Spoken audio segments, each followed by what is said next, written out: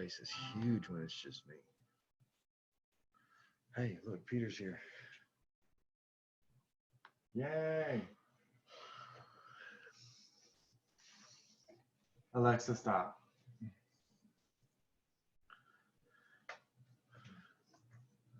Howdy. I have to unmute myself. I keep forgetting. How's it going? Good. You're not Jacob Jennings. No, look a little different. I'm Derek. Jacob's right next to me. Here he is. Probably Jacob, yeah. I was like, you haven't changed this much, Jacob. How are you? Surprise. I'm now, I'm a Jesus lookalike. My hair just I is gotta really long. mute myself.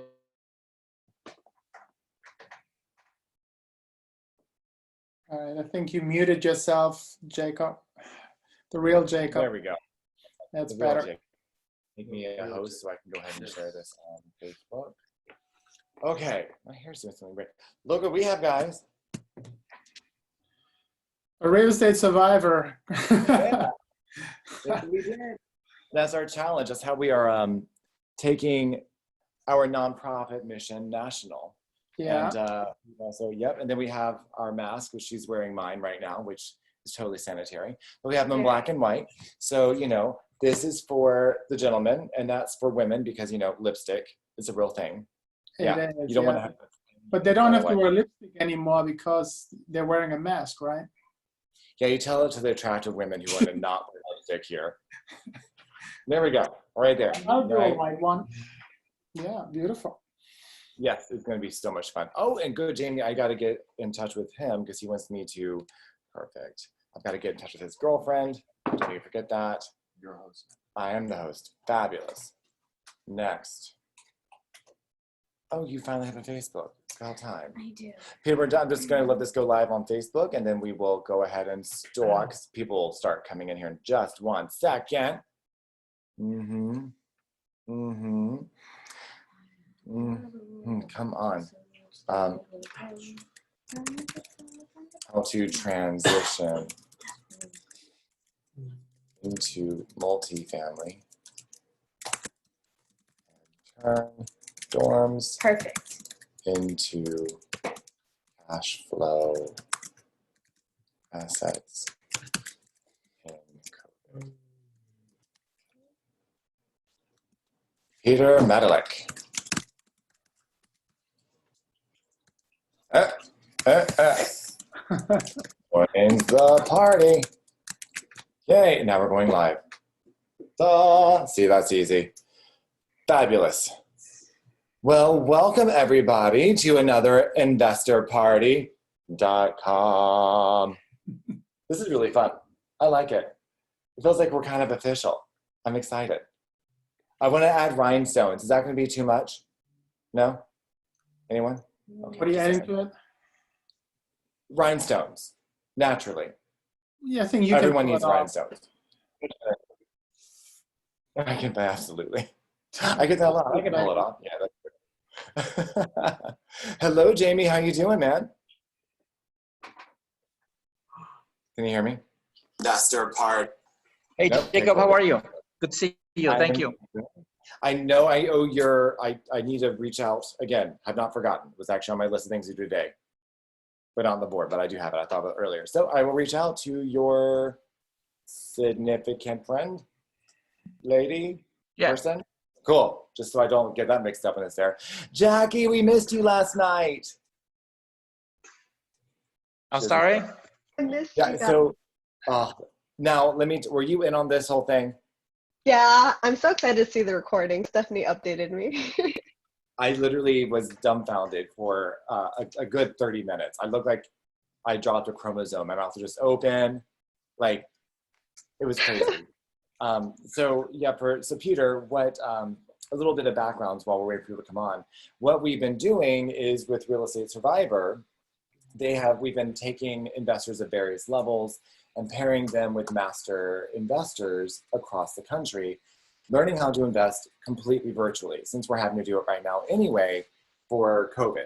So we have been building their systems. And the first thing that they had to do was learn how to cold call.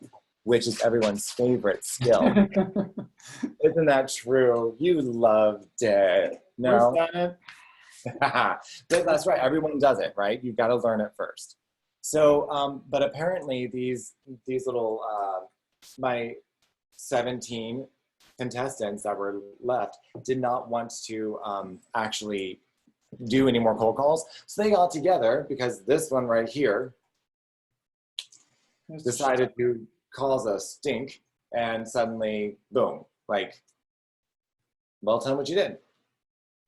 You said it so much better though. Like, I started a VA company for Jacob, and inside of Sherlock's Homes to help us all with our cold calls.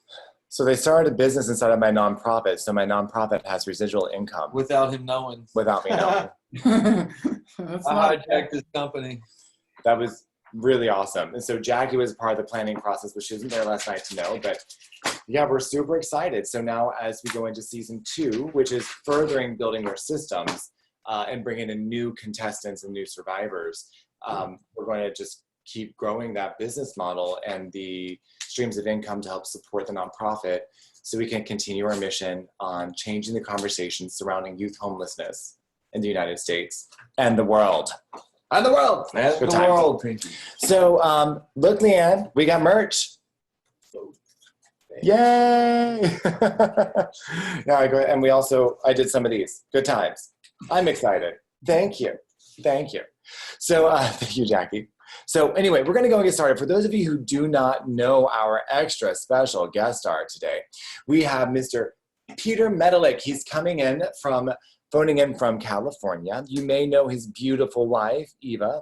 She has been my high performance coach in the Medilek show a few times, but Peter is a success story on his own. Peter, where do you come from originally? Well, as you guys might heard, I was born and raised in Germany, moved to New York in the early 90s, met the love of my life, and then her and I drove cross country in 2005 and landed in Berkeley, California. And we've been here ever since. And she dragged me kicking and screaming to a real estate seminar.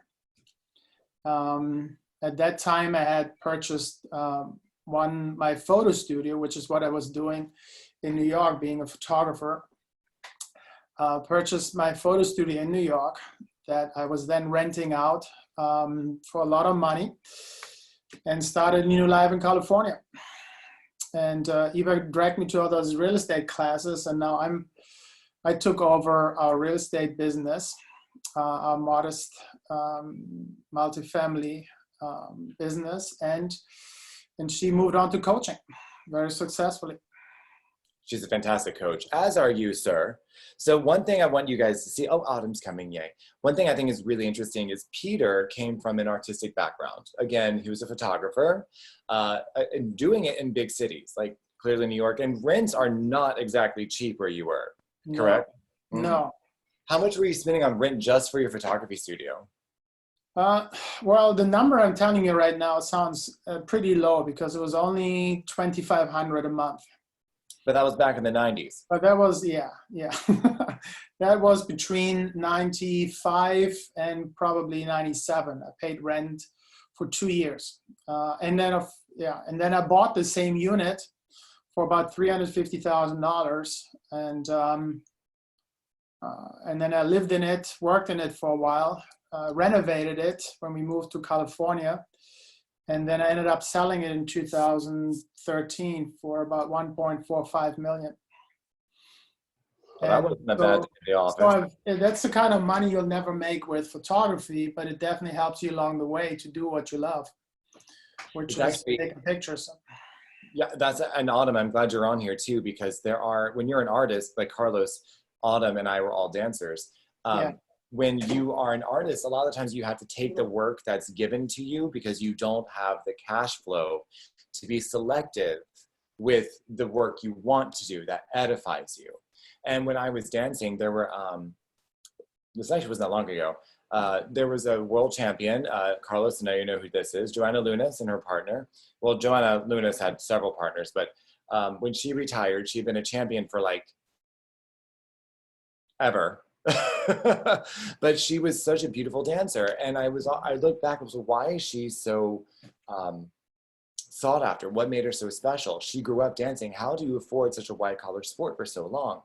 And it was because her family, it turns out that Joanna Lunas is the European version of Paris Hilton. Okay. Her family owns quite a few hotel chains over there. And so therefore she could dance all the time. She had ballrooms in her home because she lived in hotels. And she was also the most genuine, sweet person. I loved her to death. Polish, great, amazing teacher as well. Long story short, that's when I realized if I wanted to do the work I wanted to do as an artist, I needed to find a way to make money outside the arts so I can choose how I'm going to burn my calories. What do you suggest that will be? Well, I think real estate worked well for me. What about you? Well, I think it's really about the passive income, because if you have to go out and do something completely different than what you love, that defeats the purpose. But people always say passive income, but I have to say that, you can't just hire a bunch of building managers and just let it go, because, that's not how this works. You got to stay on top. And that's really what I do quite a bit. You just make sure that your properties are run properly and that you don't have prolonged vacancies. And I mean, guys, especially the last year, nobody knew a pandemic is coming. I mean, I assumed that all my tenants will stop paying me rent, and they haven't. But I think part of it is because we do a good job keeping the units, up and running, and not just saying, hey, because of COVID, we can't send anybody out. Too bad that you got a water leak or your refrigerator isn't working. We've been keeping up with the work, and everybody's wearing a mask and trying to social distance. And rent is coming in at about 90% of what we're supposed to get in of the gross. We have really not suffered that much yet, but every month is a new, cross your fingers type of situation.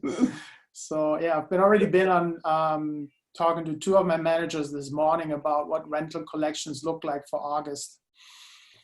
And it's too soon to tell, but at least money is coming in. And if I would have stayed being a photographer and just saying, this is what I want to do for the rest of my life, I probably would have a hard time surviving right now, because I moved from a very expensive real estate market in New York City to another really expensive real estate market, which is the Bay Area, San Francisco.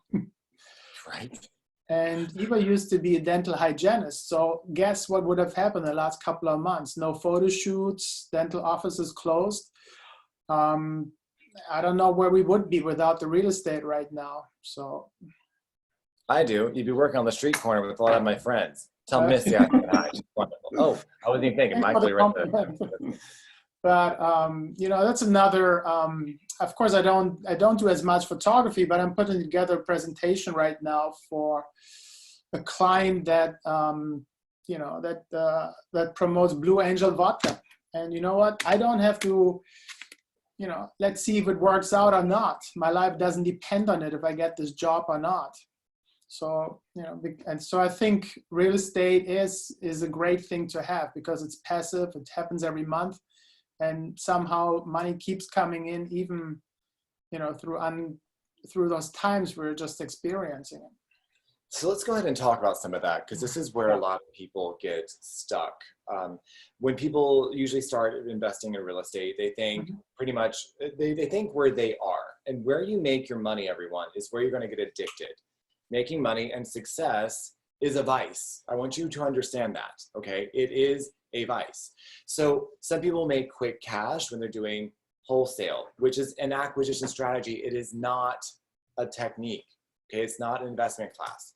But they'll do it through mobile homes, and they'll do it through single family homes. And then they typically get stuck in one asset class instead of leveling up their game and getting into the higher return commercial assets, mostly out of fear or inexperience. They will hold single family homes for too long.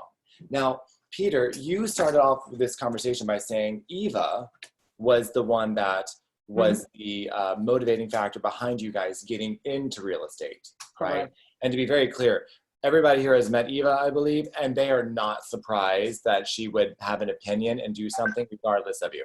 I think everyone would agree to that. So for you, why were you apprehensive to start investing in real estate originally?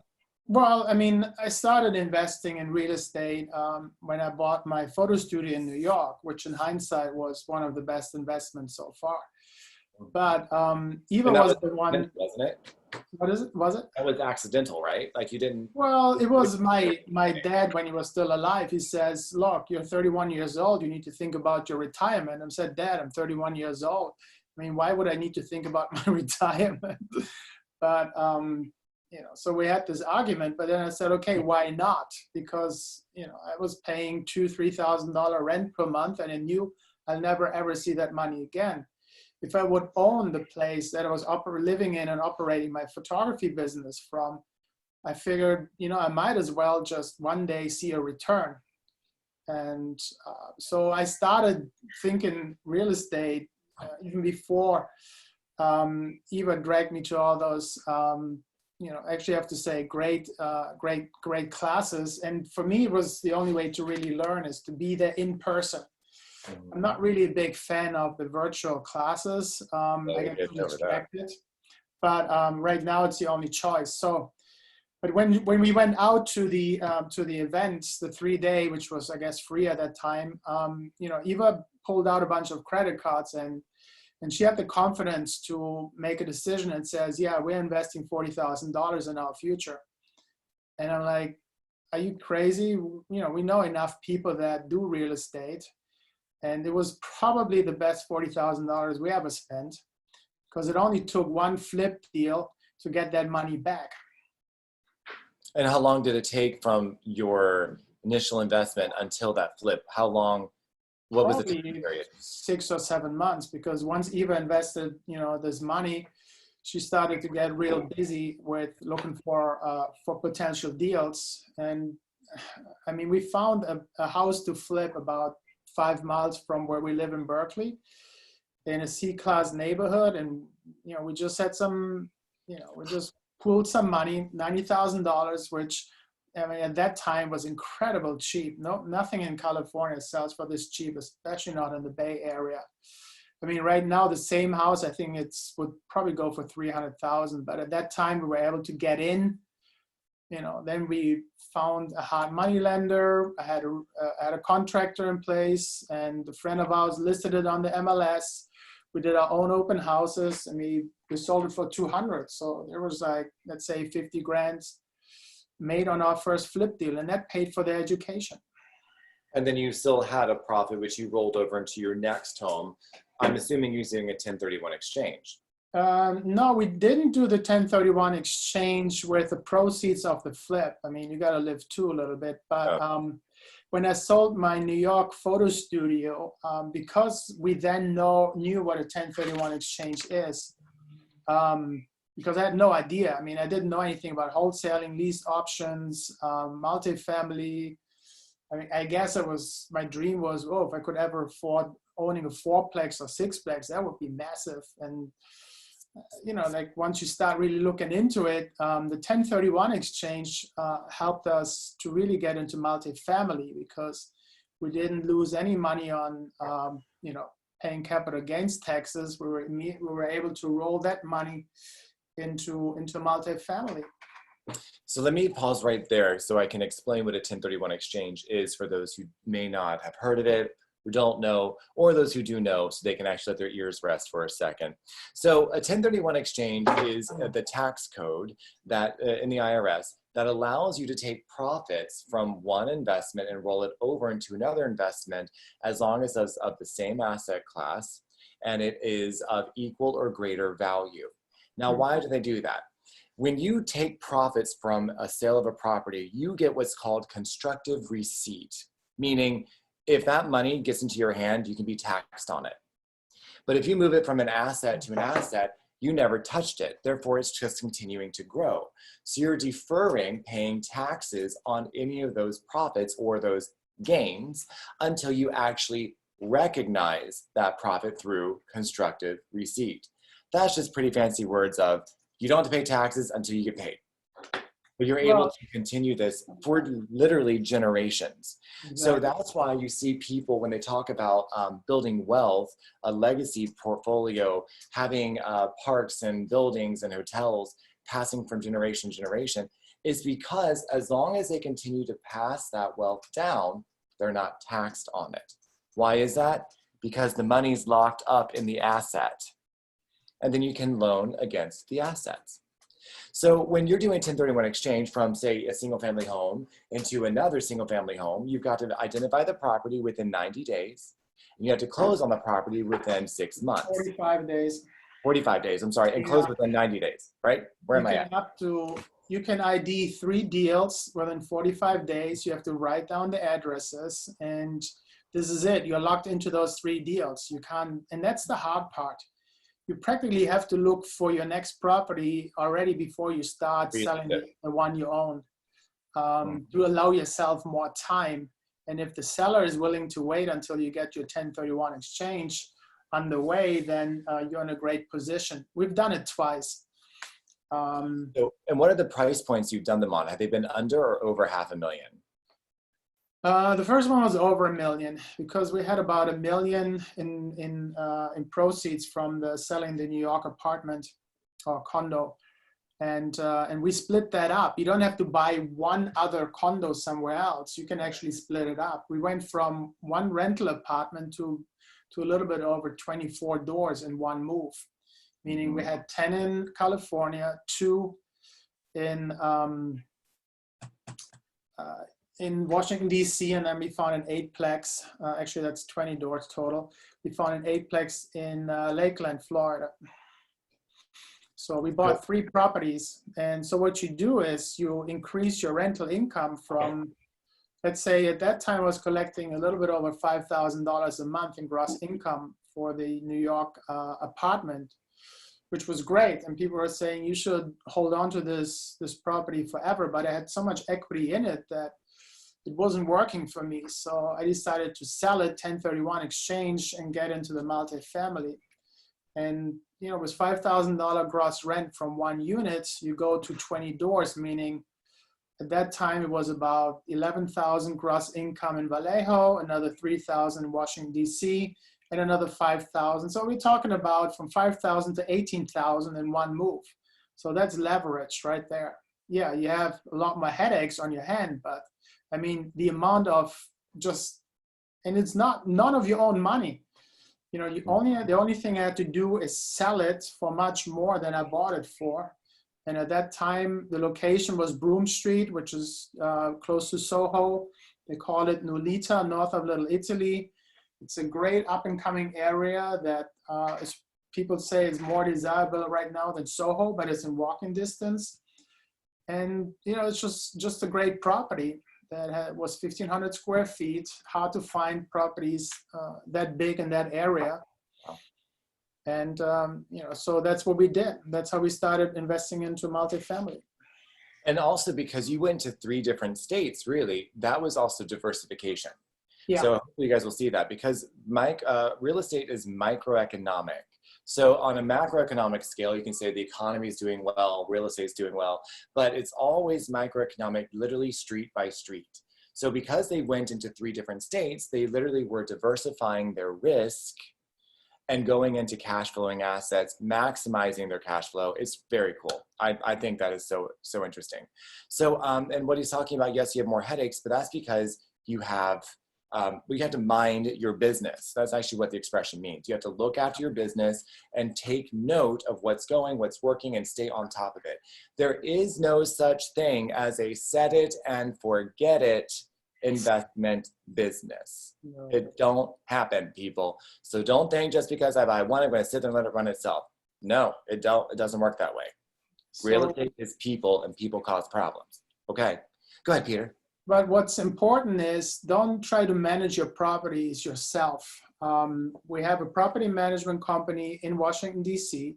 that looks after the duplex. We have a property company out here in California that looks after the 10-plex, but we did end up selling the Florida one. because it was at that time, it was just not a good investment for us. It was just headaches and no return. But we were able to sell it with a little bit of a profit, and we did not 1031 exchange that property into something else, which now I know was a mistake because, asked me what our tax return and liability looked like the year after we sold it. Because then you have to come up with, a 5-digit number, because it's all based on the, on your initial investment. And that was money thrown away in my mind, but, learning curve. That's actually interesting that you say that, because so many people are scared to, it's different. When you start doing this, losing money when you're an investor is just part of the game, right? Because you're learning from it the entire time. You won't make that mistake twice. No. But when people start investing, they're so scared of losing that $5,000 that they put in, or that $50,000. They don't get it. But when you actually start learning that money is really just knowledge and how you apply it, then you're going to lose money, and that's usually because you leave it on the table, right? You didn't know you could recognize it, but you get better. Just like if you're an athlete, if you're playing a sport, the more you practice, the better you get at your sport. Same thing happens with investing. Do you guys agree to that? Yeah. Carlos is over checking his dance shoes. He's like, yeah, sure. No, I mean, as an athlete, you get injured. That's part of the game. Mm-hmm. And, I mean, if you lose more money than you make, then you're not doing it right. But I have to say, some money, you sometimes have to lose money to really learn the hard way, because then you realize, okay, I got to pay more attention to it. And, because it's the hard part is to actually collect all the money. And then you got to gauge every month, how much do I spend in improvements? How much do I put in savings? How much do I take out for myself in distributions? That's a fun problem to have, to be honest. It's almost like an art, isn't it? It's called an art because you can actually, your portfolio is always growing. So that's the thing. When you are managing your own wealth and you're trying to manage your own assets, you want to do stocks or real estate or whatever you're putting your money at that point in time. Because you grow, you want to keep money. Look how many laws changed in 2017 with the Tax Cut and Job Creation Act. If you weren't staying on top of it, you could have been really screwed or left a lot of money on the table. But it was brilliant for real estate investors. So you want to be mindful of what's going on there. I think Michael and Leanne both have questions for you. Michael, you were first. Do you want to ask? Yeah, with 1031 exchanges. When so let me explain the situation because I can't really formulate the question. So I helped a friend of mine get a 6-unit building through owner financing. Sure. The owner is they've already changed the deed over to the friend of mine, but they didn't start any kind of payments or anything yet. So my buddy also has another house. Since the market's high, he just wants to get rid of it. They would almost cover the cost of the building. At what point is it too late to 1031 exchange? Is it since the deed already transferred, or he doesn't have a payment set up? Does that make any sense? I can't really formulate. What do you think, Jacob? Okay, so let me clarify this because I want to make sure. So it was a seller finance transaction, correct? Yes, they don't have anything written down. They knew each other like 30 years, and they've been selling real estate back and forth to each other. Well, if the seller finance transaction is not a 1031 exchange. Does that make sense? No, it's not one. No, it's not. But okay. I think the guy would rewrite any kind of paperwork for the financing part of it if he could. We never do the 1031 exchange ourselves. You have to hire a mediator. Yeah. We're using 1031exchange.com. Happy to make the introduction. And they're in Portland, Oregon. We used them twice and everything went through flawlessly because they're the ones that can answer. I mean, this is a pretty interesting question when it comes to seller financing. I would say, why not? But, you're buying a property, you're selling one, and you don't want to get hit by the capital gains. It's just the seller is the bank, but you would definitely reach out to someone that does this for a living because you're required to have an exchanger in place. You can't just sell the property, write down the 3 identifiable new properties on a piece of paper and then just say, hey, I'm doing my own 1031 exchange. That's not how this works. All the funds, the proceeds from the sale will go to your 1031 exchanger, and their fees are fairly low. I mean, it's not really a big expense. It's maybe under $1,000 they charge you for the whole thing, and they do $1 million transactions. So that's something I recommend you direct your questions to. So if, by the way, for those of you who are interested, and not many people know about this tax code that I'm about to share with you, so keep it under your tube. This is called a ninja nugget. This is for you people to know about, and Facebook can just, well, there are like, what, 4 people over there? So, and 2 of them are on their phones beside me, so it doesn't matter. So if you are selling an asset, okay, so let's talk about, Leanne, this might actually answer some of your question too. It can go hand in hand, okay? Now, are we all in agreement that there are different types of professionals within the same industry, right? You've got different types of doctors, cardiologists, neurologists, pediatrician, blah, blah, blah, blah. They're all doctors, they all have different specialties, correct? All right, we agree to that. Same with lawyers, correct? Criminal defense, family, divorce, blah, blah, blah. Yes? What do they all have in common? We hate them all. We move on to the next one, except for environmental, I'm kidding. And then we move on to the next one where accountants. So there are different accountants that practice in different classes. Are you following me so far? I'm going somewhere with this. Okay, so when you have a 1031 exchange, you're typically working with someone who is either an accountant or an attorney. They have a fiduciary responsibility and very highly educated and trained. And it has to have a like-for-like contingency, meaning if I'm selling real estate, I've got to go into real estate. If I'm selling a yacht, I got to go into another vehicle. Like that's what they call like-for-like exchange. Okay, so that's where you want to think about. If you're doing stocks, you go into another stock. Now it's a little limiting that way. You have to have it. You got the time frame that you have to purchase and close within. Otherwise, if you don't have a deadline, you could be laundering and floundering, whatever, right? You can't track it. And you also have to, so like-for-like contingency. You have 180 days to close. Yes, you have 6 months total to close from the date of sale, right? And that's, that sounds like a lot of time, but I did my last 1031 exchange. We were like 3 days away from that 180 days because it was. Anything can happen. If you were doing a 1031 exchange right now on COVID, oh my goodness. Like, I don't even know. Actually, I should find someone who's done how to do that through COVID. That'd be an interesting conversation. Anyway, but there are certain, Jamie can probably relate to this. There are certain, how do I word this without sounding like a jerk? There are certain financial investments that different amounts of money will go into. So for example, if you are a multi-millionaire, you're not going to go and do a single family flip. It doesn't make sense. It's too much time for you, not enough return. Even if it's a 30% return your money, it doesn't take enough of your money. So they would rather take millions of dollars and go make 6% because that's, again, the dividends on that amount are so much greater and all of their money is working, all right? So the more money you have in an asset, the different strategy you have to apply in your portfolio.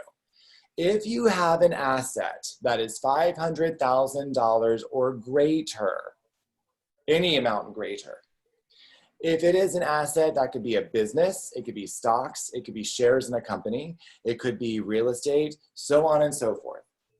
There is a tax code called M453. Most people do not know of this tax code. You also don't know how to use it until you actually talk to me privately because this is something that you have to do very carefully. M453? Yes, so there are some things, you have to pair it with some other things in order to make this work. Peter, I will tell you this on your own because you're gonna love the rest of this. If you were to sell an asset and you had capital gains, you lose up to about 40% of your gains to the government, okay, to taxes and fees and things like that. So that's significant. With M453, when paired correctly with the right instruments, you can retain 93% of your profit. And it removes the like-for-like contingency and the time frames. is made for failing 1031 exchanges. Again, these are strategies that wealthy individuals utilize because when you have money, you make the rules. So this was a loophole. The reason why they're able to get most of their funds, most of their profits, is because it works with their estate and they're taking loan proceeds, not profits. So I should have restated what I just said there. They're taking loan proceeds, not profits, and M453. It's a fantastic, fantastic strategy. When you guys get to that point and you're doing multifamily, larger asset classes, let me know and I will help you get up there. You have to do a few specific things, and there are very few companies that even know about it, and even fewer that actually do it. And then you have to do them with your financial planner that has to have a certain qualification, with your attorney, and then you have to do it with the expert. So everyone's on the same page, okay? So it's more complicated, but no more so than a 1031, and it allows you to take more control. So there are things like that. What I'm trying to, the reason why I'm sharing this with you guys is because you want to understand that the value in investing is not the actual houses. It's not the real estate or the stocks. It's not about that. It's actually the strength of your team. When the team brings knowledge to the rest of you that you can benefit from, that everyone can actually grow, that means that's your asset. That right there is where you make your money, okay? So again, if it's not over $500,000, it's not worth doing it. But if it's something over $500,000, so you have an apartment complex or your house is appreciated in several ways, you can do things like this. So just make sure you're having conversations with your professionals, okay? So Peter, how many single family homes did you guys purchase before you went to multifamily? We flipped a couple of them, 2 or 3, not that many, because in California you need about $1 million to flip a house in total capital, and you know, so we could do 1 a year really. So, but then we realized how much money that is and how much risk involved, because it all hinges on this one person or this one couple or whoever to give you so much more money than than when you bought it for.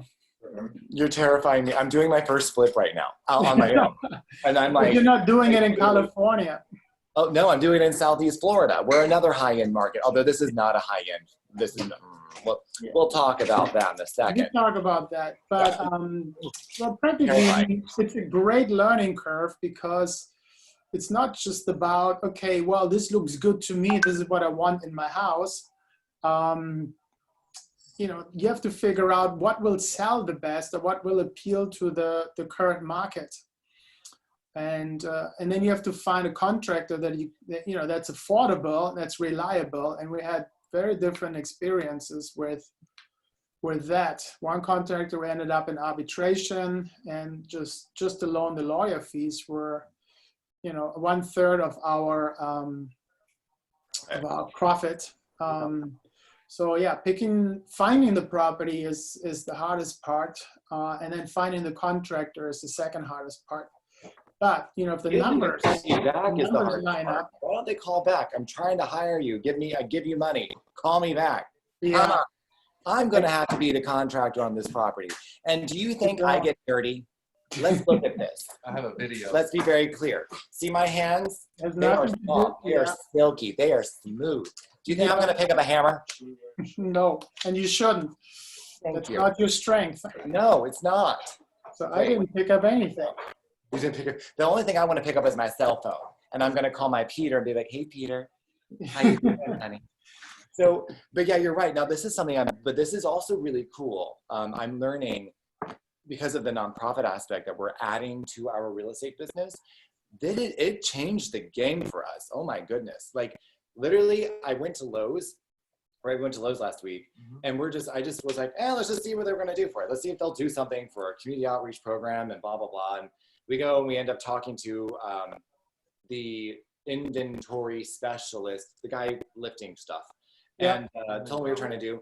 Turns out he actually is a manager for the warehouses of some sort, and he said they they were told to dump all of their carpet, but they can't because it's sheer volume of it. So they're going to have, quote, a shit ton of carpet to donate to us. Awesome. And I'm like, well, I wasn't going to carpet the place, but that right there saves us $1,500. There we go. That's profit for me, Yeah. right? So that I'm like, I will carpet the house. It's no problem. I'll be okay with it. We will carpet the condo. It's a rental anyway. So it was great. So that was something I'm learning, is how to have those dialogues with vendors, which I would have been too scared to do before. So that, again, that's part of that learning curve you're talking about. Yeah, if you don't ask, you don't get an answer. And you know what? If you don't ask, you don't like the answer, ask someone else. That's what you did with the kid, right? Mom, did you ask your mother? Okay, hold on. Dad, you go into the grandparents.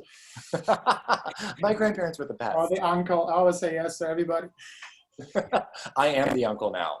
But no, I like what you said about the team and the people you surround yourself with, because that's really, really important.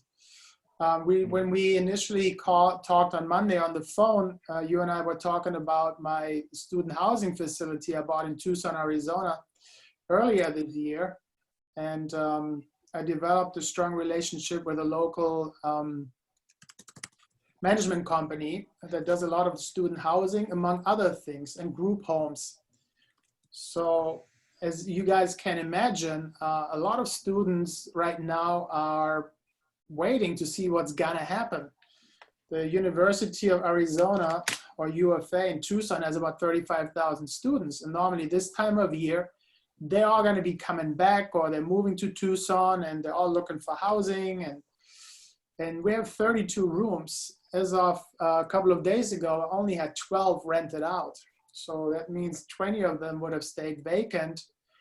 But having the relationship with a local management company, they decided to start their own business by housing parolees and probationists.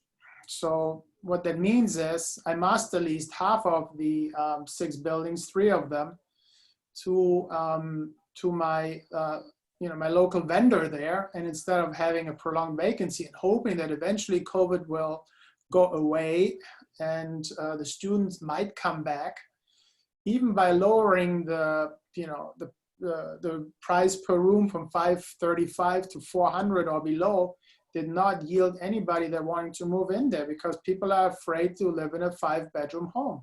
They want to have studios. They want to have 1-bedroom or 2-bedroom apartments. They're not moving to, a situation where they'll be living with 2 or 3 or 4 strangers under the same roof and share bathrooms and kitchens. So that's what I was thinking would be a good topic to talk about. Mm-hmm. You never know who you're going to be partnering with. So all of a sudden, my building management company is now my partner. And I mean, how amazing is that? I'm keeping you. That's my Peter. So I love what you just said, because it's interesting when people start getting into real estate, they almost don't want to tell people what they're doing. Yeah. Right. They're like, if they don't want to be looked at as a scam or like an idiot, they're going to be, oh, you shouldn't do that. You can lose all that negativity, and you're just surrounded by those people, right, Derek? You're just surrounded by those people, and you don't want to share anything. Not anymore. And then they don't want to talk. They don't want to pay real estate agent commissions. They don't want to talk to property management. They want to do it all themselves. They want to do all the work on their flips. It's like, no, you want to get good quality people around you, because you do deals together. You make money together. So it's a very cool topic. Now, what I love that you and Eva did for those homes. So let me just rehash that again, because I think it's really, really cool. You guys, these are in Tucson, Arizona, correct, Peter? Mm-hmm. Yeah. And you closed on them not that long ago, just a couple of months ago, right? Yeah. January. Mm-hmm. It was right around the same time that I was starting this nonprofit. Yeah. I remember Eva telling me about it. And it was really cool. And student housing is one of those classes that everyone's like, you'll just want to go into student housing. It's always going to make money for you. Always. It's one of those things people talk about, right? Shipping, storage units, right? Yeah, they talk about storage units. They talk about student housing. They talk about assisted living facilities. They're always going to make money for you until they're not. Exactly. So, Yeah. So what I love was you had these properties that had a lot of room. Yeah. And you look and you saw what was relevant in the market at that time. So you went for parolees. Why did you and your building manager decide to go for those coming out of prison? What was it in the environment that made that a worthy avenue? Well, we looked into 3 different strategies here. One of them was clean and sober living, which was our first choice. And we talked to an operator out of Mesa, Phoenix, which is 90 minutes north, but she wasn't quite ready to scale her business. So that was our first foray to trying to master lease. She maybe would have done 1 house, but we knew we needed to do most likely 3, because it's 6 properties on 2 parcels that are in the same neighborhood, but they're not attached or near each other. Then we reached out to, and we talked about cold calling at the beginning of this call. So I did cold emailing because I reached out to every group home operator in Tucson, California with an email just describing the properties I will have available in August. And really, I mean, just completed maybe 10 emails. That was it. And I got 9, we're not interested in, we're not expanding. And I got 1, thank you so much for reaching out, we're very interested in. So guys, you never know what's gonna happen. And they wanted to do 1 house right away and then wait a couple of months before they do the next. But they're still gonna be talking to us throughout the year because we have another 3 buildings that become available next summer if the students are not coming back again, but we don't know yet. And then the third one is, did we talk about foster kids? There's a gentleman out of Phoenix. Yeah, so I introduced you to him, and he's very interested in taking over everything, all 6 buildings.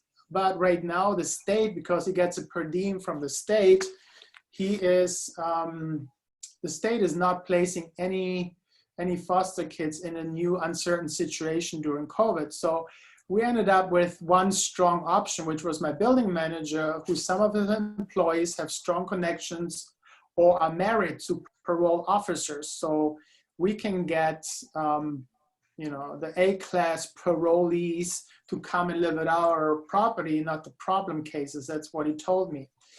But he's dealing with all of it. I'm just renting him the property for a monthly fee. He takes over the maintenance and utilities.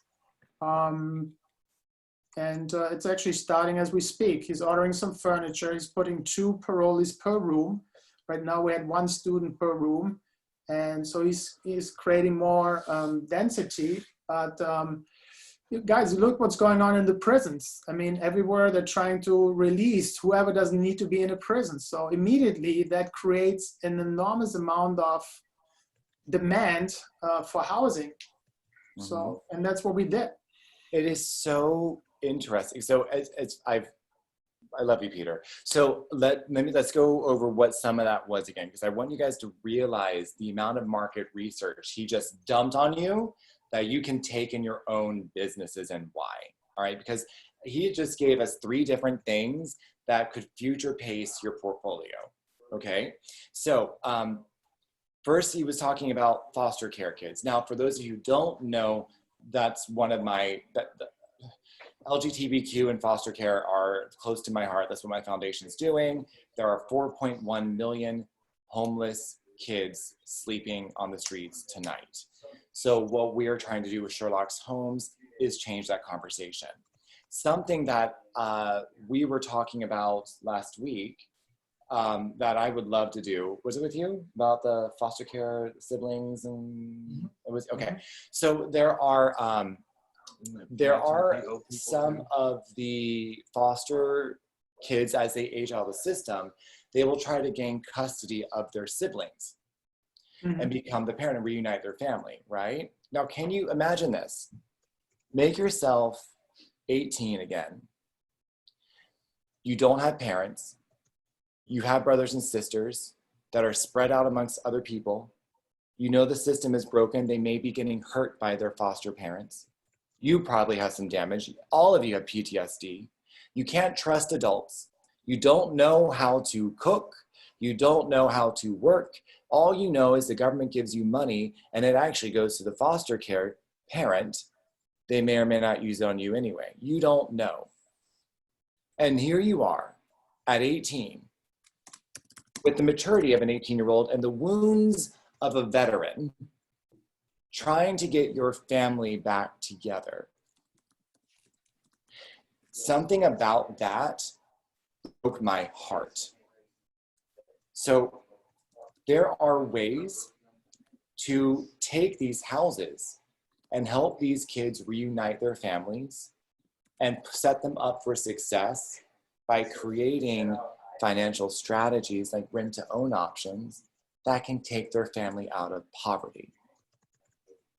Isn't that awesome? Yeah. So doing things like that, and there are grants that can help you do those things as well. But as Peter just said, that sounds wonderful. Can we do it during COVID? Not really. Why is that? Because they are wards of the state. And if they get sick, who takes care of them? The government. And I don't know if you guys have noticed, but the government's kind of just printing all this money out there. They don't want to spend it where they don't have to, although they'll just give it to all sorts of corporations. I'll go there later. Anyway, so now they're trying to get these people out of prison because they're having all these prison outbreaks in there. We know that the living conditions in prisons are crap, especially when they privatized the prisons and made it all about the bottom line. Oh. And there are, as we have been seeing lately in our, I want to call it social awakening, there have been a lot of people that have been put in prisons unfairly, unjustly, due to various mistreatment of certain social classes.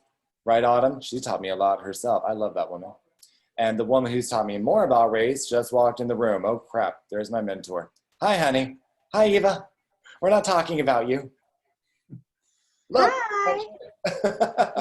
Oh, that's so cute. Thanks. We just picked him up. The chemicals are burning my nipples.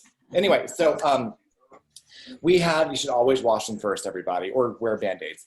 Anyway, so, but they are getting these prisoners out of the prison. They don't want to keep them. So now certain cities are actually giving stipends to house these individuals, and they'll pay you per bed. So this is a model I believe that you guys adopted for Tucson by taking people coming out of prison. So how is it working for you guys? Did you have to come up with a Department of Defense or a Department of Justice contract or Department of Corrections, contract or anything like that? How does it work? No, we're not directly running the homes itself. We're not out there interviewing parole officers. All this groundwork was done by the building manager and his son, where they met with parole officers. They hired a lawyer to look into zoning, which is something good to know, because if the neighbors find out, like they might say you can't do this here legally, and we can. And then they also found an insurance carrier that would insure, the type of tenant that they have in there. And then, they created some marketing materials, and they're showing the properties. Pretty much at the moment the students move out. And I think the start date is end of this week, August 8th, where they're gonna start moving in the first group of, just say parolees. I don't know what gender they are, but, they're doing all of this work. We're starting to collect rents. It's a staggered move-in. We're starting with one house, and then August 8th, then August 22nd, and September 1st. So the first 2 months is just a little bit lean, but, the other option would be to have them completely vacant and no income at all. So. And let me tell you, from someone that is living in a shared housing strategy, because, I thought it was a great idea, and it was, you want to build your houses slowly.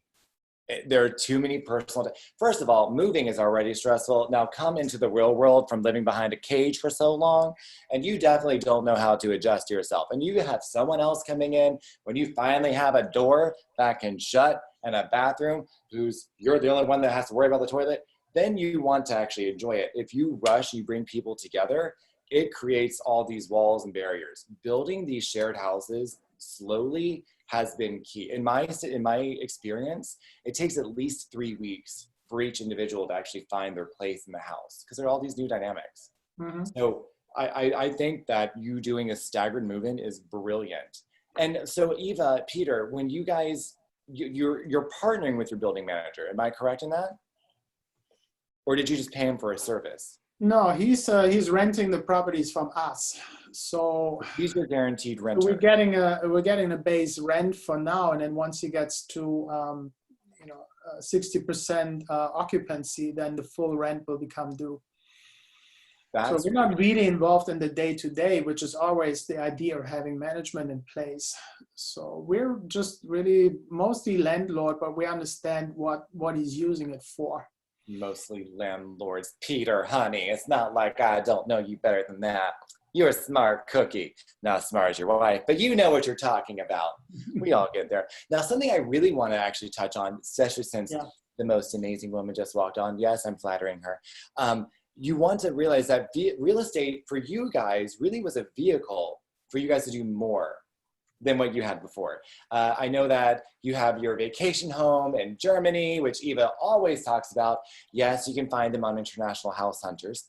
And you can also, you can look at Peter's photography, things like that. But you guys use real estate to just make your lives what you wanted to design. Is that a fair statement? Yeah. Eva's really great. I was on mute, sorry. I didn't come on to hijack the call, honey, so go ahead. No, I mean, you're totally right. It's, as I said, if Eva would have stayed being a hygienist and if I would rely on photography income, then right now we'd probably be living in a shelter. But, having the real estate and the passive income allows us to, to take a month off in August and traipse off to Berlin, which is not happening this summer, but we still get to enjoy living in California, and we don't have to worry about too much where the next we don't have paychecks, but where income is coming from. So how long did it take you guys from starting your investment career, still having your JOB, from that point to becoming financially free enough to fire your bosses? How long did that take you guys? Well, since I'm the only one that had a boss, Peter has always been an independent contractor, which was my envy. I actually set a goal when I started my investment career to be 5 or 6 years. Yeah, I think I had a 5 to 6 year goal to finally doing that. What's that little monkey? We got a little monkey. This is Nala. She just had her first period, so she's a little needy right now. A little cranky. Look at the diaper. Isn't that cute? She's like, oh, a dog. Oh, Nala, you're a tough act to follow. But I literally retired officially 2 years ago, which was about 8 years. But mind you, for the last 2 years working, I was working 1 day a week. And because it was mentally hard for me to give up something that I had been doing since I was 20. And so it was more like everybody kept saying to me, why are you still working? I'm like, I don't know, I can't stop. It's part of me.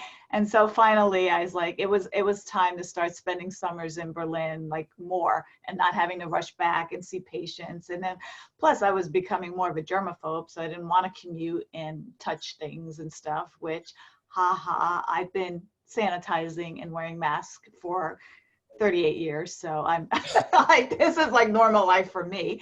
But so yeah, I would say we got to the space probably around the 6 year mark where I could have stopped 6 years into it. So yeah.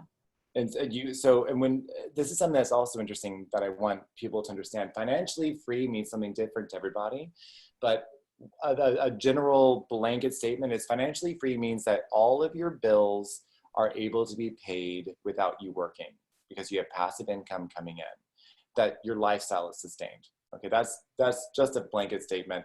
Of course, there are other things behind it, but that's the general rule of thumb. So keep that in mind. And everyone's different. Like Eva and Peter would have a different number than I would have. They're in different states. They're in different places in their life. They're married. I have, a puppy sitting on my lap. You are so cute right now. And very needy. Okay, You're so, thank you, baby girl. So it's just, I want you need to know your number. There's actually a way to calculate it. We'll talk about this some other time. So Peter, would there be anything that if you could go back in time and start your investing journey over, besides from listening to Eva from the get-go, what would you do differently? We covered that earlier. Well, I mentioned the one property we sold in Florida that we didn't do a 1031 exchange, and then we ended up paying a lot of, a large tax liability the next year. So that was a mistake. We should have 1031 exchanged that into something else, not just sell it and get rid of it. We were just a little exhausted from the property itself, and just didn't want to deal with it. So that was not so good. But other than that, we're still actively trying to expand our portfolio, and I still feel we're still just getting started. I love that you said that. So what are you guys looking for right now in your portfolio? Is there anything that we can help you find? Well, I mean, all the time I spend lately is making sure that we'll have our properties filled and not too many vacancies, or not too many suffering from too many tenants that can't pay. So we haven't been looking to purchase, but with all those new options and research into foster children and clean and sober, the original idea was to get to purchase a really large multifamily, 60 to 80 units. But we might just change that a little bit and see how it goes with what we call social housing, and we might have the the operator as a partner in mind, and then go out and buy properties according to that new model that we're just getting into right now. So there was a question I'll actually let you guys answer. It's on Facebook. Can you do property management without being a real estate agent? I know the answer, but I'll let you guys go for it. Class? Anyone? Yes. Yes, no. I was looking on Facebook. There's a delay. So what were your answers? Come on, participation, people. Yes. Thank you, Josh. Yes, if you own it. A Gucci bag for my birthday. Yeah. Well, we always love your taste. My Louis Vuitton is in the room, and it wanted to say hi. So yes, if you own it. So this is the statement. If you have ownership in any asset, you can do what you want within the asset as long as it's legal, right? Yeah. So if you have ownership stake in that property, yes, you can property manage it. If you do not have an ownership stake, you can do it as long as you're not getting paid. If you're getting paid as a property manager, you're supposed to have your license. If you were doing it out of the goodness of your heart, that's fine. That also means you cannot get gift certificates over $25. You get donations. You can't make money. No, because that actually has a charitable value. So you have to be careful. If you're going to be, and that is for, who is the one to ask that question? So Janice, the Sandovals. So in other words, if you are going to manage a property, have ownership, or have a license, you want to make sure you're following the laws correctly so you don't get in trouble. That's just really what it comes down to. Bye, Eva, I love you. Okay, so that was interesting. Hi all, I love the topic on foster care. I have been involved in doing over 900 adoptions and know a lot about the foster. Joy, where to keep that hidden under your tube? I had no idea. 900 adoptions? You became the coolest person in this call right now. I only want one. I don't need 899 more. I just want one of them. So how did you get a part of, what? Fill me in. Oh, well, we can. Can you unmute yourself? Do you want to talk? Yes. Hi, everybody. Hi, Joy. Yeah, I'm sorry I got in late. I didn't realize that there was a session today.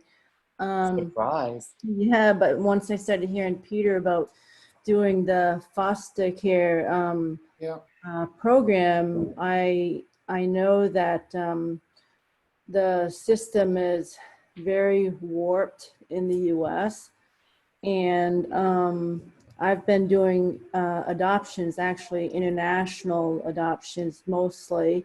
I was in Vietnam developing the international adoption program and also working on US side with the domestic situation. So I've completed over 900 children, and also, on domestic side, we had children that we needed to provide homes, with foster care situations.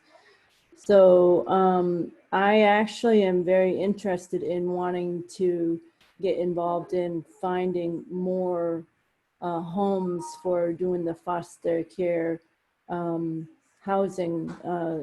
And so it's something that I'm actually, doing some research with the Department of Social Welfare to be able to see, how to be able to get grants so that we can provide assistance to the foster care program, because it is a massive need. And so, Jacob, I would love to connect with you, because now that we don't have these elite sessions, for being able to network. I'm in Parrish, Florida.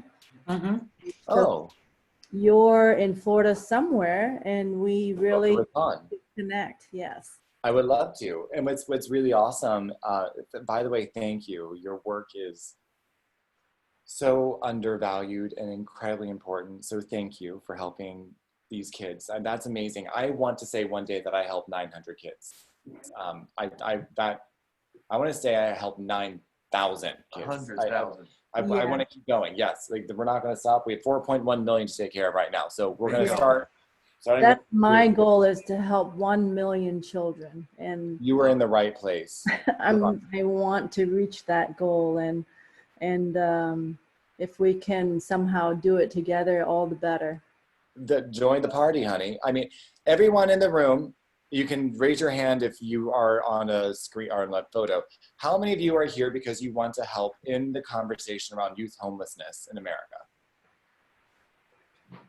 Mm-hmm. There you go. You're in the right place, honey. Welcome to your tribe. So that's what we're trying to do right now. And it's funny, when Peter and Eva, well, Peter, you probably don't know this. Eva might have just been talking. But when they got these properties, I just started my nonprofit. And Eva said she was going to dog ear one of the properties for my nonprofit. As I remember that. Yeah. I was like, oh my God. Like literally when she said that, at that point in time, I was like, whoa. You hear all the time about people wanting to give you houses. They always talk about that in real estate. It's like that magical unicorn. Let me tell you, that has happened to me more often in the past 6 months than I know what to do with. I just have to figure out a way to make it all work, right? There's a lot to do. But it's so cool because I would love to do business with Peter. I love Peter. He's my Peter. We have that problem all the time. So like, we would love to, thank you, Joy. We would love to do work to business together. So if he wants to help me with my mission, I can help him with this business. Who else would I want to do it with? It's amazing, right? We can all do that. I just want to share one thing. I have been doing nonprofit work for 26 years. And so I know very well how to do grants, find grants. I do it myself. And I fundraise, and I've done millions of dollars in humanitarian aid work. And if there's somehow that we can connect, I have an organization called Aid for Kids, and we work in Vietnam, Africa, and Maine. And so nonprofit work is the main thing that I do. And if I can do anything to help out, that's where my heart is. What the hell is going on this week? Did you guys plant this? Yes. Sure. Did you guys do this too? Yeah. Leanne's like, yes, we planned this too. Thank you. Plant what? Lord. If you don't, honestly, did they plant you, or are you here by, who brought you? How did you know about this? What's going on? Leanne, I'm blaming you. Is it you? I just went on Facebook, and all of a sudden I saw something saying live on, I was like, I got to get on this. I Wow, haven't been wow. seeing Jacob in a while. So I'm like, got to give you a hug, Jacob. Lord Christ.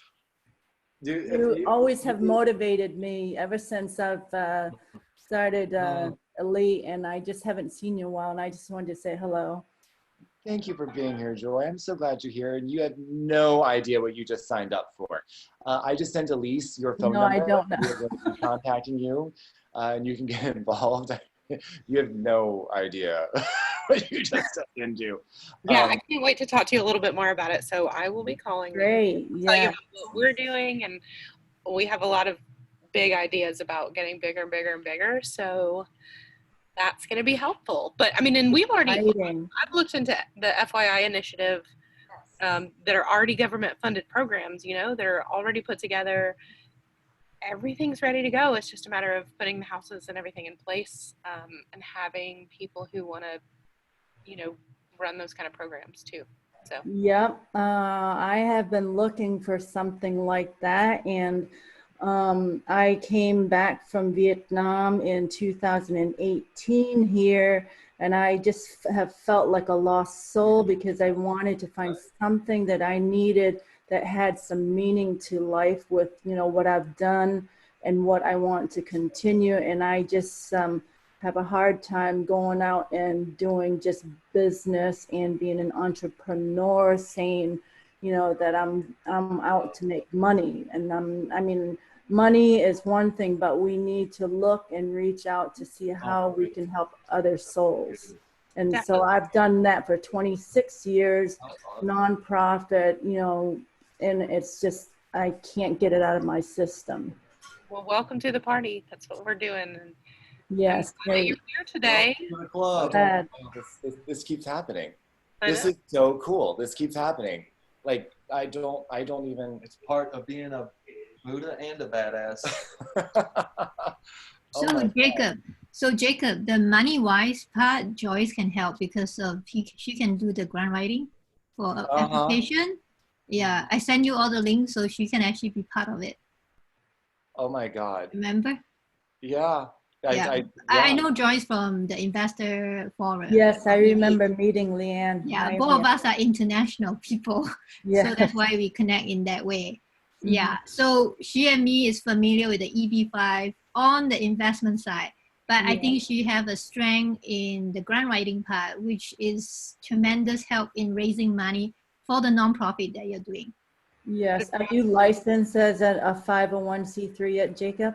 It's turned into the IRS. I should have in 3 weeks. Okay. Right now I'm a nonprofit corporation, and it's happened so quickly.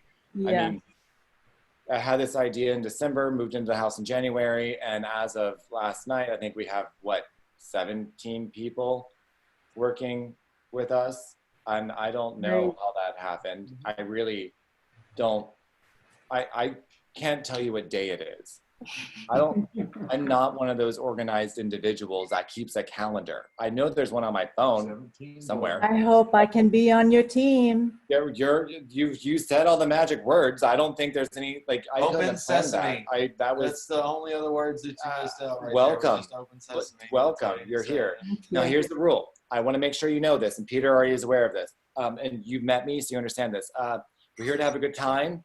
I will insult everyone at some point in time. If I haven't gotten to you, hold on, I'll get there, right? Swearing is allowed. Kids we love, but just make sure if you're listening to this in the car, you tell them to listen to something else with their headphones, because, you know, that's how it works here. We have a gay old time, especially me and then Bo, and we just want to have fun doing this. Who says solving this global problem has to be boring? For crying out, it's already heartbreaking. Why make it boring? Ugh. And I make fun of my Botox at least once a call. There it is now. It's true. So that being said, we'll get back to that. Join Investor Party. We'll fill you in with what we're doing there. Elise, you're gonna DDD. Elise is my partner with Investor Party. Everyone, I think, that is left on this call for the most part is involved in our organization somehow. And it is absolutely so cool. If you guys want to get involved and you're not currently, let me know. Like, we will love to get you there. So anyway, I wasn't trying to take that away from Peter, but I'm sure he understands and he's excited too. Peter has one of the biggest hearts. They've always been adding to their community. So, and he wanted to do stuff with kids anyway. So that's awesome. Peter, have you reached out to Whitney Chafin with what you're doing with the parolees? Have you reached out to her? No, we have not done that yet. We talked to Gretchen initially about the clean and sober living, and she introduced us to, because she's doing a house in Mesa, she introduced us to an operator. But yeah, I think Eva knows how to get in touch with Whitney. We can do that. If otherwise, I can send it to you. And but that would help a lot. Joy, great to meet you. I sent you my phone number, so maybe you. Yep, I just wrote it down. Yeah, excellent. So yeah, so I love, and this is so important. A lot of, you know, like the meetups used to be in person, and I would, you know, always get away with some sort of an interesting contact. And you know, the person that does the foster homes, and this is for the, you know, whoever's left on the call, but you know, going to meetups, you know, I met some lady and she introduced me to her, you know, like somebody in Arizona. It turns out that he does the foster. So the more people you talk to, the better it is. It really. His last name is also Jennings, by the way. And yeah, how funny is that, right? But I don't think you're like, I love him already. Are we related? Because you're the cool side of the family that I haven't met yet. So I think that was so cool. 100%. And so I'm gonna fly off of my chair any minute here. This is crazy. Oh. So I did email him back, Peter, by the way, which is fantastic. Yeah, I saw that. Thank you. Yeah. Can't wait to hear what he's got to say and reconnect with him. I'm not going to keep you guys much longer because I wasn't expecting this plot twist. So I'm getting that. Twist seriously, the past 24 hours. Where am I? What is going on? I know what we realized you had to do last night. Yeah. This is never, I mean, this is awesome, but hey, keep it coming. Let's go. Let's bring it. If you're ready to make a change, if you're not involved and you want to make a difference in the world, you want to use real estate as the vehicle to make a change, but knowing that it is about people, please reach out. We would love to have you join us on investorparty.com. On there, we have an entire library of these calls and interviews that we've been hosting and trainings we've been hosting, mastermind mixers, party chatter replays, resources. Our affiliates are there. Our contact information's there. And you must be positive to be a part of that platform. So you have to have a good mood and a good smile. We do deals together because we cannot change the conversation on our own. So please come and join us and let's keep the fight going. Peter, you're in Investor Party. I am, yeah. I'll be back soon. I just realized that we're driving to Oregon this Friday, but we'll see you guys soon. And you're going up there to celebrate someone's birthday, correct? Yeah. Wasn't your birthday just like 2 days ago? My birthday was last week. So we're all Leos. You know, Eva's daughters, me. And yeah, the big birthday is this Sunday. So don't forget to call. Oh, I won't forget to call. I actually am sending her something and some other things. Yeah. It's funny though, like I love Leos. Apparently I get along great with Leos. That's why you're my Peter. That's not wrong. All right, guys. Thank you so much for being here. Thank you, Jacob, for hosting us. And great to meet everybody. Guys, go ahead and go out there and change the world. Thank you all for being here. I adore you. If you want one of the shirts or something, some people are sending me a message, let me know and I can, I'll go ahead and, right now they're coming in blue and green, but I guess we can do purple, whatever, and white. Just let me know your size. Let me know what you want. Oh dear God, tie-dye. What part of I'm still gay. Anyway, let us know if you want some. We'll get it going for you. And you guys are amazing. Peace. Bye. Bye. Bye. My husband and I want to venture start a nonprofit to benefit Haiti. That's where he's from. Oh, cool. You already know I'm passionate about poverty and racism, so we want to learn how to do this. He feels that we need to get our company off the ground first. I disagree, Autumn. I'll message you. You can stay on. We don't have to go. Autumn, are you there? Jackie, you can stay. I love these guys. Okay. Listen up. You there? Can you hear me? Yes. Do not wait to do your life's calling. You only get to live life one day at a time. If you want to do that nonprofit and give back to that community, that is your business.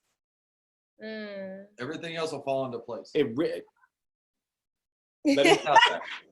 I give up. I surrendered. I was like, okay, God, I'm done. I was trying to make real estate work for me, but I'm not motivated by money. That's not my motivation. And then, so nothing was working. And here I had all these people that were doing great in real estate, but they were money motivated. It wasn't until Travis Howard told me this last week, actually, that there are two types of people who are successful entrepreneurs in this industry. People who are money motivated and people who enjoy the creative process. Guess which one you are? Yeah. My little dancer. So don't try, you're having a hard time because you're trying to go for the money. No. Let me tell you, if your husband's from Haiti and you want to do something about poverty and you're starting a mission, talk about it. Okay. Literally what I did was I went on my Instagram story and I wrote down, I have an idea. Next slide. It could be a huge mistake. Next slide. Or it could be the best thing I ever do in my life. Next slide. I could fail, comma, but if I go down, I'm going to go down swinging and I'm going to at least try to make a difference. Next slide. If you want to know what I'm doing? Ask me. Next. And let me tell you, I got so much engagement and so much support when I started talking about what I wanted to do. You're going to have to get out of your own way.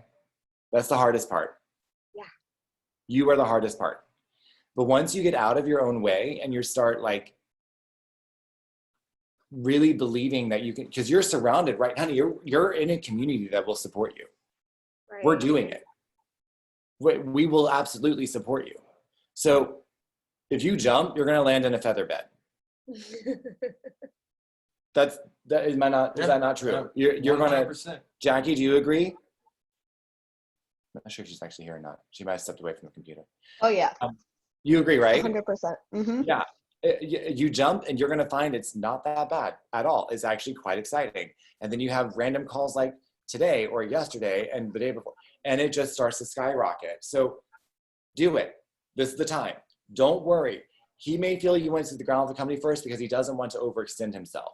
The minute you add the nonprofit arm to your business, people aren't going to look at you like a scam anymore.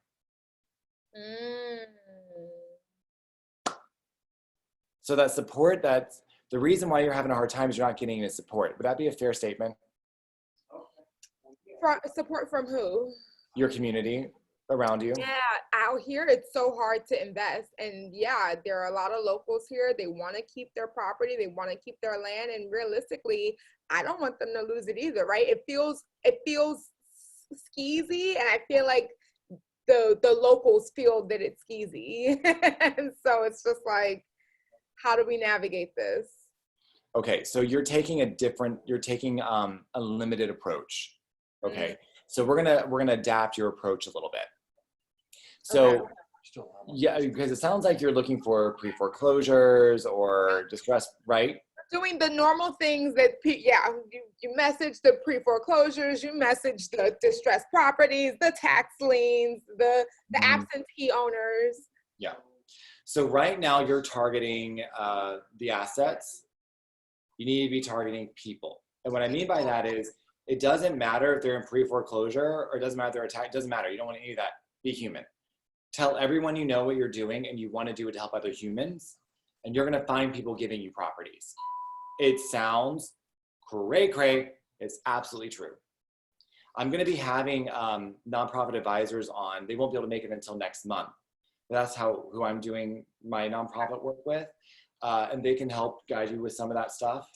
Okay. And then you have, like, Derek's right beside me, so he didn't really leave. He's just, I saw. I can see your hands waving.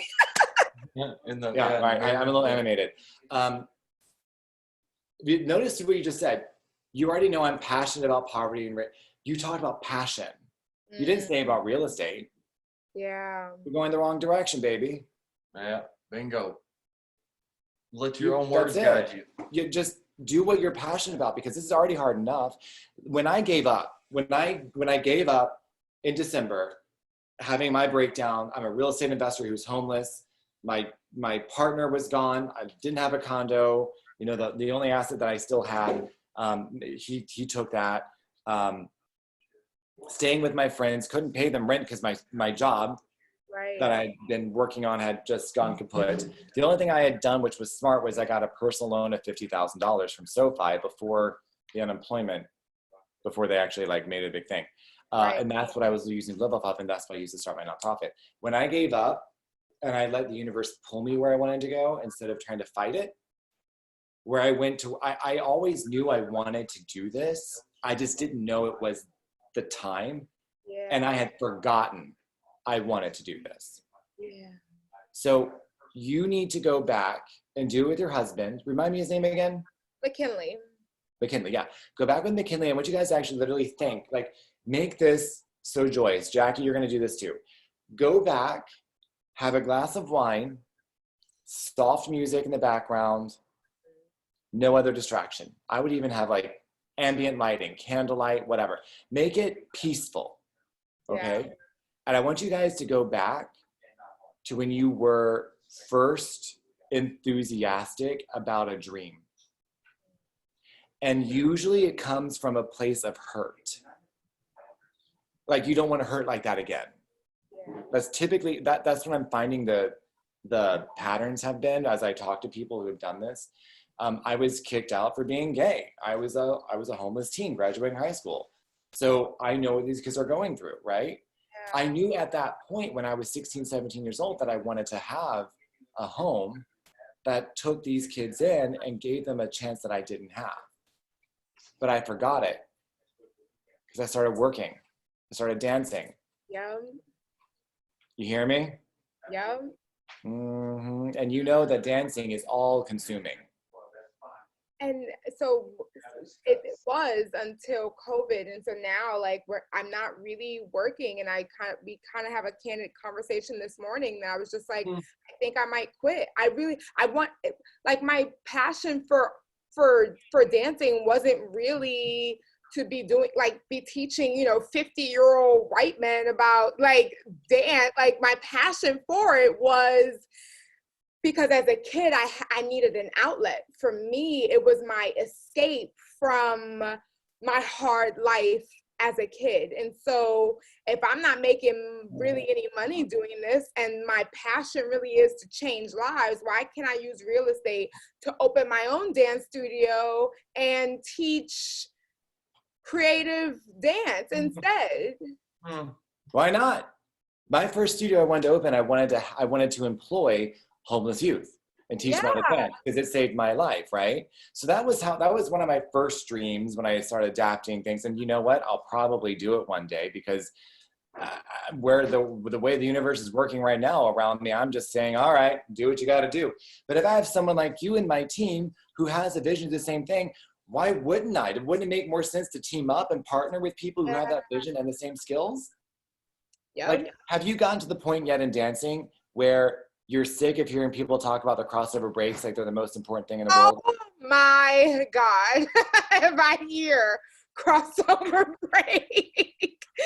I don't know what bent leg. I don't know the straight leg. I don't care. I don't care. Like, I'm over it. This does not matter. This is not going to make a difference in the world after I die. If I land on a bent leg or a straight leg. Screw you, Nancy Drew. Like, none. Sorry, I got a little passionate. I hope I didn't wake anybody up. Sorry. They're only, well, then they let them hear this. And my dancer friends who are listening on Facebook, listen up. I love you to death. If you don't do something more, you're going to be in the same position that every other dancer is in that I was fortunate enough to have seen coming 4 years ago, and I made adjustments.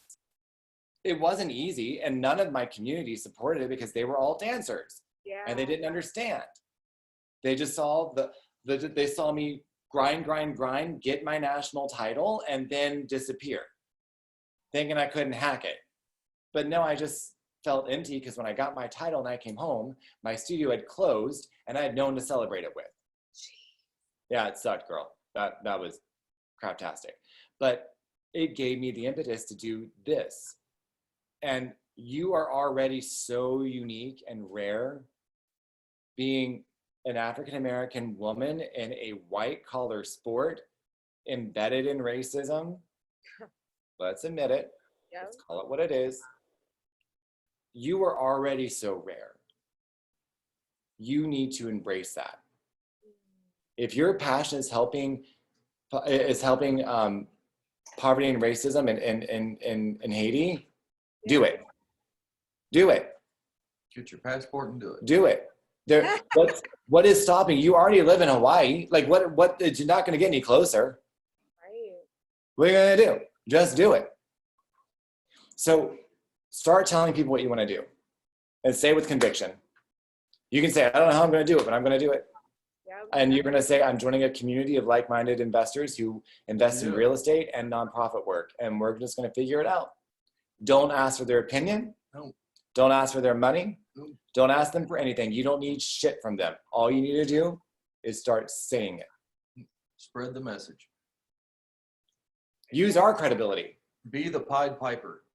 Just let them follow what you're doing. Because once you join, I mean, it's such a different experience. What we're doing with Real Estate Survivor, which is inside of Investor Party, has been exactly this, doing everything virtually because we can't go anywhere. You're on an island, right? So you have to do things virtually anyway. So learn how to do it virtually around the country. Haiti's a different country, so I don't know how to do it there. But learn how to do it here in the United States. Get your nonprofit started. There are international nonprofits. It's not what mine is yet, but we'll figure it out. There are attorneys who do it. We'll get in touch with them. Who cares?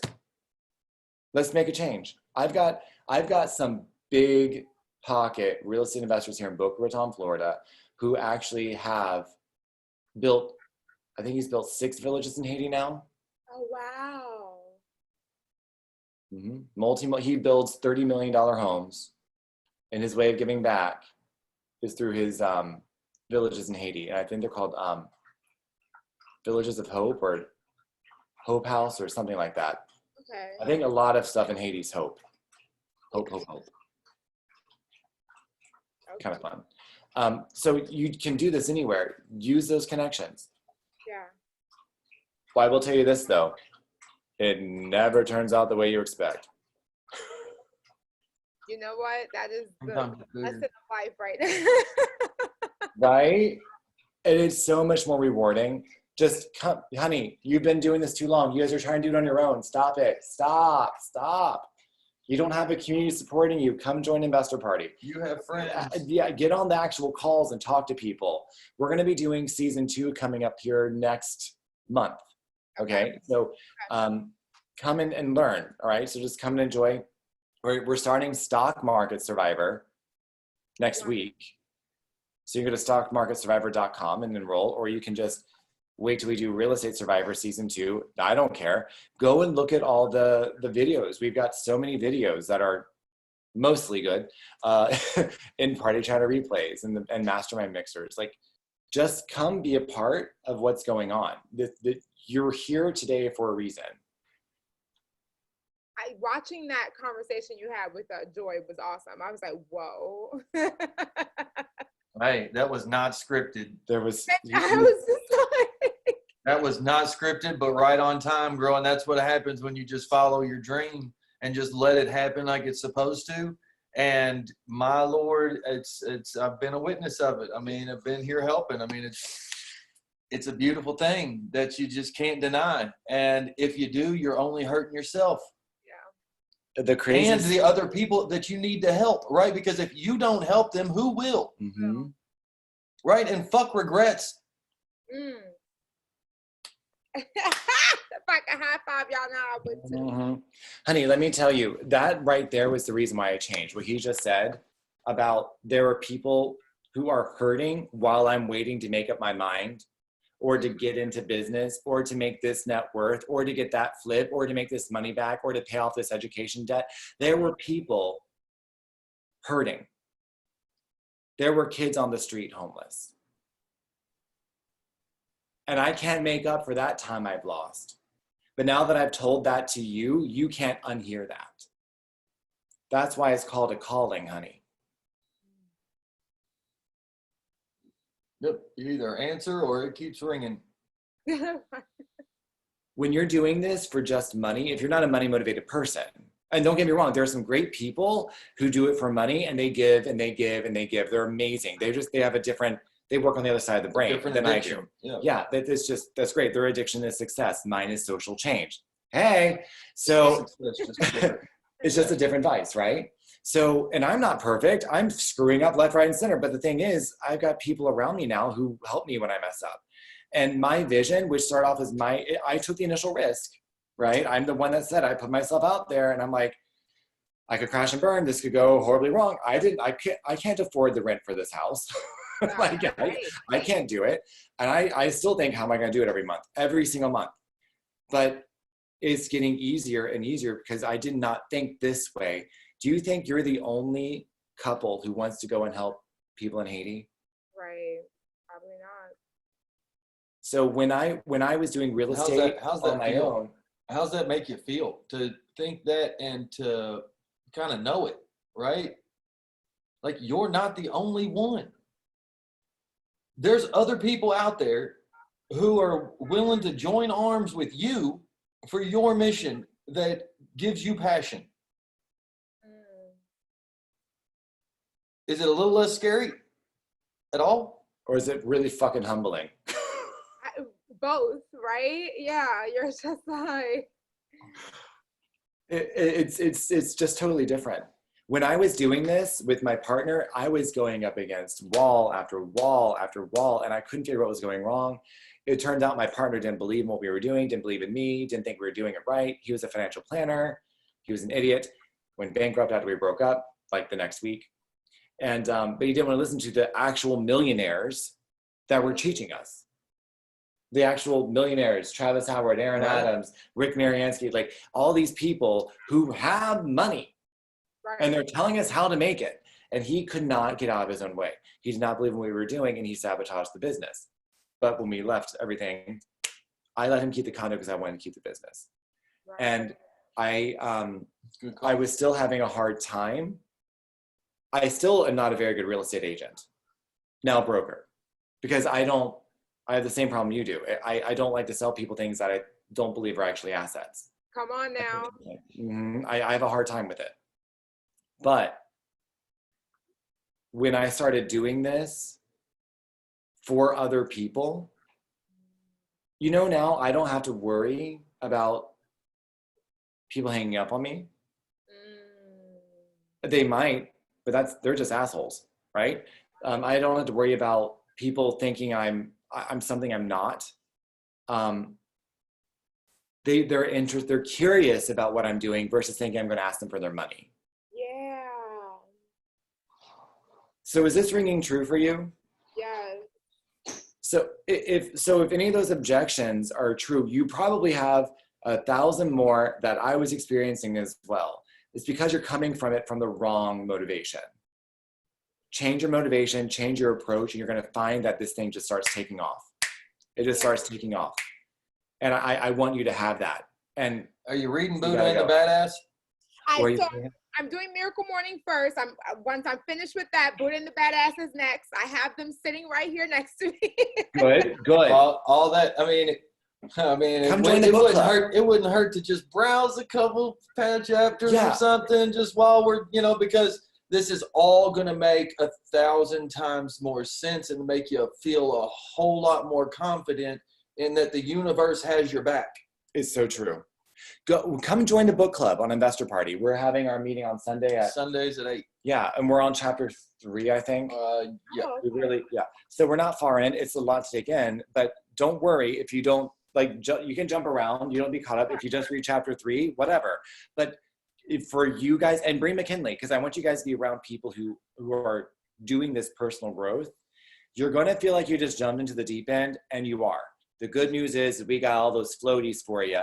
We got a couple life vests, and Michael Phelps is there. We only discuss the book for like 10 minutes, and then it's, like real book clubs. You just hang out, drink, and discuss life and how awesome it is. Well, at least that's our book club. How awesome it's very true. But we are using this because I like the fact that it's not a Real Housewives book club. Yeah, it's more about the personal development. It's about the combining your total you, your spirituality, and your business. there is no such thing as work-life balance. You have one life. You don't become a different person just because you go into the studio that day and then you leave and you go home. If you're doing that, you're doing something wrong.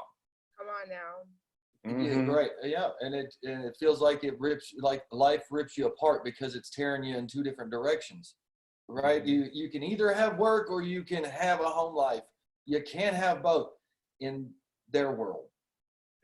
Our world, the world we're building, is a little different. The world that other people live in and that are successful and that success leaves clues towards is that world. Is the world we're building where we're together in this, right? Where we're what am I trying to say? I don't know. We're united. We're together. We're No one's, I feel like you're saying like no one's just left behind. Like everybody will. If one of us doesn't win, none of us wins. Come on now. All right. And that is what community we're bringing together, right? That's the community I'm a part of and that I'm trying to build within Jacob's community that I feel like he wanted in the first place. So, because one man left behind means somebody's, I mean, leaders come at the end of the pack, right? Yes. Make sure that everybody is keeping pace. And that's the pace we go at, is the slowest man, right? Because if we don't, somebody gets left behind and then we're one man short. And when we get to our destination, everybody can't pull their weight, right? Somebody's got to pull more. So on this journey, I want to bring along more people. The more we bring along on this journey, the less work we got to do when we get there. Come on now. It's been so much more rewarding to have someone, when you're the only person that's passionate and you know this. Yeah. And when you're going, you pull those middle-aged white men around the dance floor, make them feel like, they're the Prince Charming when really they have garlic breath. I know, I taught them too. I loved my career. I really did love my career. I want you to know that. And I love it as well. There's something missing. There's an expiration date. Yeah. You want to leave before that time because you don't want to get resent. I stayed too long. I didn't leave before Botox. No, I didn't. You're right. Yeah, that's true. I had my dance career had a very traumatic ending, but we'll cover that. Yeah. That's for another time. That's a whole. That's for our podcast starting soon. So Facebook Live. But what I'm trying to say is like, that passion when you're the only one generating, you're not getting it back is exhausting. It's a limited resource. When you start going around other people who have the passion, it's crazy. I have over here, Jose is doing mobile home automation for his business that we brought the team together. Robin's upstairs doing as well. They're working with us with Investor Party as well. Like Bo just left this morning. Talking and looking up mobile homes. It's what we're creating. Like they're able to do that side of it. Yeah. So I can be the face and present what this mission is so people hear about it. Yes. You see what I'm saying?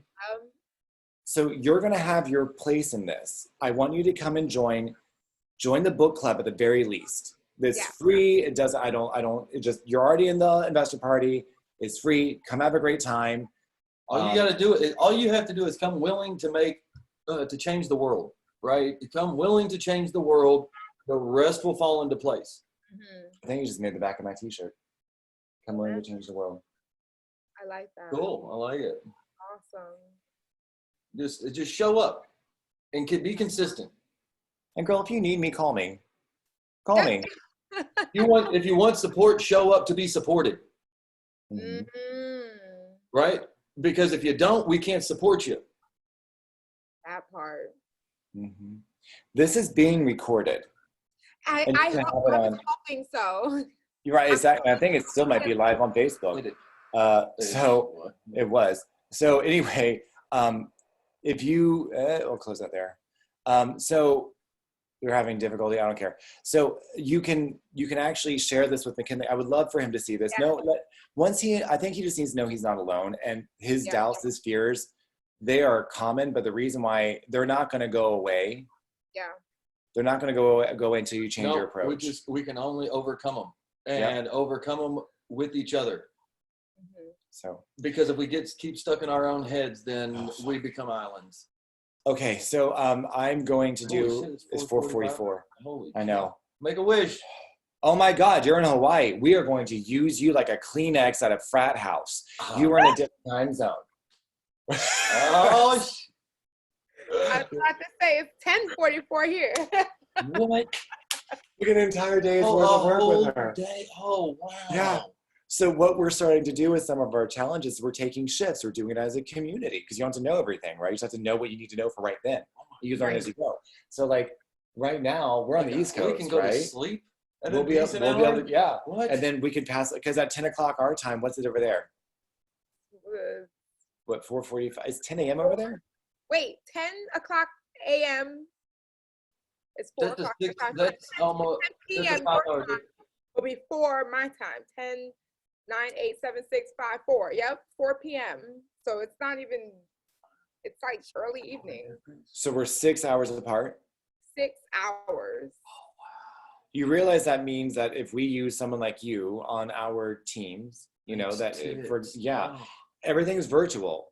We're all doing the same thing. We have an automated process that we're creating.